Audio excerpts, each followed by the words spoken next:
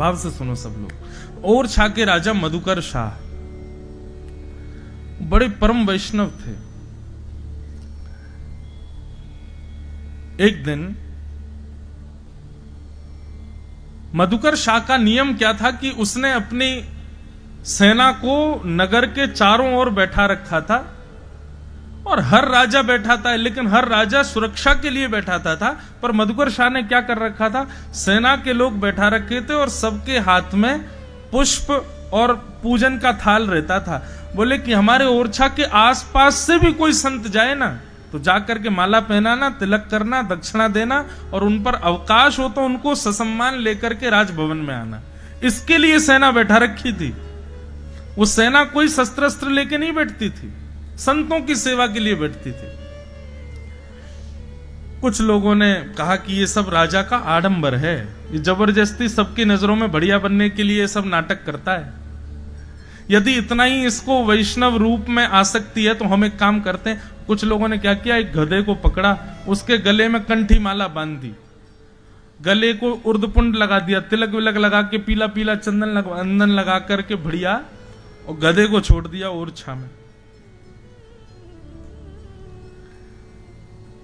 द्वारपालों को सख्त आदेश थे राजा के, गले में कंठी माला और माथे पर तिलक जिसके दिख जाए मुझे तुरंत अंदर आके संकेत कर देना, मैं आके उसका सम्मान करूंगा।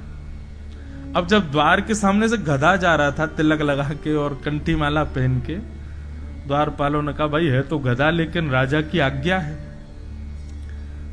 दौड़े दौड़े द्वारपाल गए, राजा ने देखा, अच्छा कोई संत आए हैं, कोई वैष्णव आए हैं? बोले महाराज कंठी माला गले में है, सिर पर तिलक है, लेकिन संत वैष्णव नहीं है।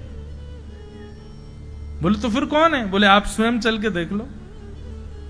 सब हंसी उड़ा रहे थे, सब हंस रहे थे, सब ताली बजा बजा करके हंस रहे थे गधे को देख के।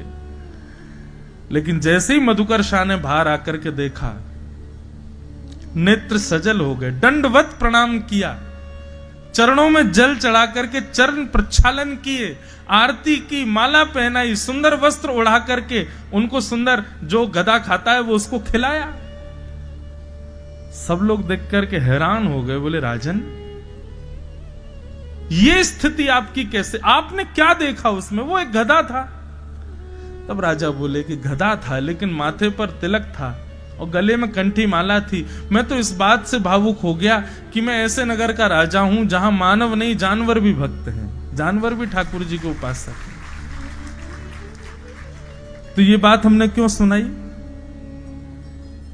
किसी के भी माथे पर तिलक दिख जाए, आज के बाद गले में कंठी माला दिखाई दे जाए, सबसे पहले तो उसको प्रणाम करना। यदि वो चरण छूने का अवकाश ना हो तो बात अलग है, लेकिन तो हाथ जोड़ के प्रणाम तो सर झुका के थोड़ा तो कर ही लेना। और दूसरी बात, उसके द्वारा की गई क्रिया चाहे कैसी भी हो, उसको आडंबर कभी मत समझना। भले ही वो कर भी रहा हो आडंबर, आप मत सोचना कि वो आडंबर कर रहा है। अगर वो आडंबर कर रहा है तो खुद फंसेगा, लेकिन आपके मन में उसके प्रति ये दूषित भाव नहीं आना चाहिए।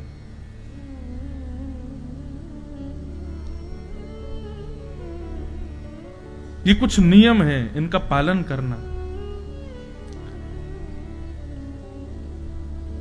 तो राजा परीक्षित ने शमी ऋषि ध्यान में बैठे थे